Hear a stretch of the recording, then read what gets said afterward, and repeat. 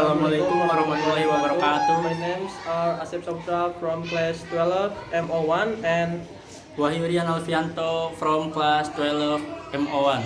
okay, today we will give a tutorial how to fill brake fluid in motorbike. Tools and materials plus screwdriver. 2. Brake fluid. 3. Wiper. Step 1. Coat the brake on the edge of the brake master.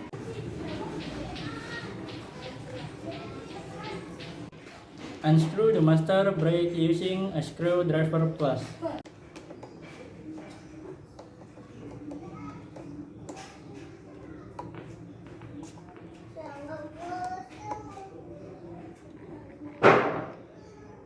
Enough brake fluid into the brake master.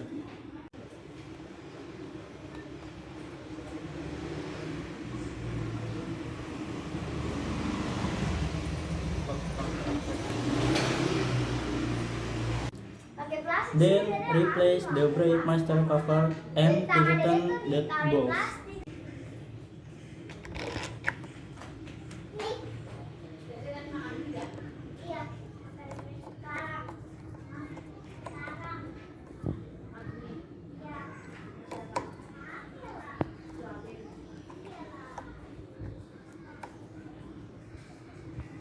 Enough of her tutorial from us and thank you. Wassalamualaikum warahmatullahi wabarakatuh.